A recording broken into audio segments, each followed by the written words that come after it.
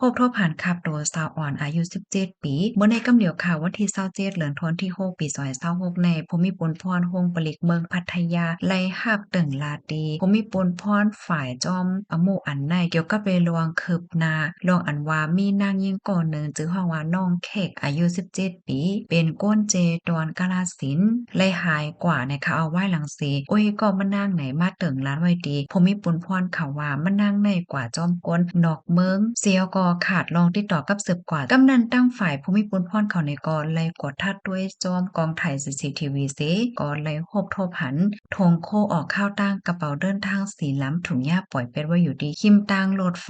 ห่างไกลกันตั้งตีลือคอนโดนันมวก4.2 กิโลเมตรค่ะเพราะว่าเปิดด้วยเย่าในจึงโฮบโทบหันขับโตนั่งยิ่งมีว่าอยู่ดีในโถงนั่นอำนุงเซอนุงโคดีน้ำมันนางไหนก็ถุงหญ้าเฮ็ดดีไว้หนังฮาวเฮียจังไหนออกเลยต้องเลยถามเซเลยฮู้ว่าผู้ใจก้นนอกเมืองนั่นจื้อห้องว่านายไซมอนปีเตอร์คาร์แมนอายุ46ปีเป็นก้นเมืองออสเตรเลียตั้งฝ่ายภูมิพลพรเขาก็ไล่กับสารตั้งฝ่ายกดทัดก้นเขาออกเมืองโตตั้งเมืองเสพักตาไปด้วยเนี่ยเนาะเพราะว่าพอถึงมาเข้าย่ำกลางคำมอก9 โมงครึ่งในตั้งฝ่ายภูมิพลพรเขาในกอเลยฮบทบหันผู้ใจก้นได้ดีกว้างคือหมินสวนาพมพ้องเมืองมันใจหางแฮนเดปอกขึ้นเมืองออสเตรเลียในออกกำนันภูมิพลพรเขาในกอเลยกุมโตมันใจไว้สิเลยต้องเลยถามมันใจลาดว่าอ่ำยำโหจักดังนางก็อันเจงกว่านั่นก้วยเลยฮบทบกันที่หิมหอมคอนโดดีลือมันใจนั่นเสียวก็ตกลงกันในกาขันหนึ่งเฮงว่าเสียวก็อ่อนเอาน้องเค้กแน่คืนกว่าดีฮองลือเพราะว่าถึงกว่าดีฮองลือเย่าไหน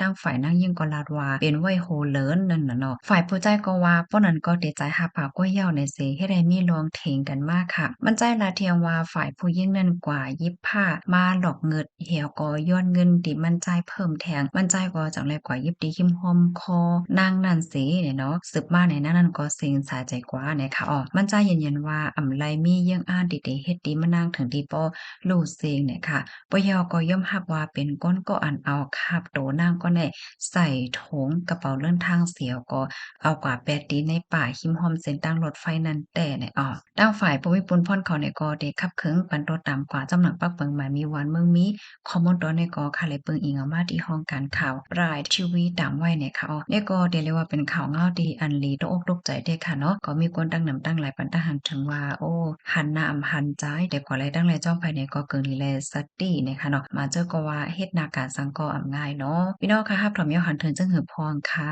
นางฮือสาวอ่อนแม่ย่านางยิ่งค่ะเนาะสำบ่ได้จังไรฮับพวกข่าวมาอันในเหจังไรฟ้าสติกันนั่นแค่นดอใจกันสะเพิ่นแพ่แช่กว่าเซกัมเนี่ยค่ะอำว่าก้นเครื่องไหลเมืองแหละค่ะเนาะมันก็มีทั้งก้นหลีและอำลีอันว่านั่นยาวค่ะ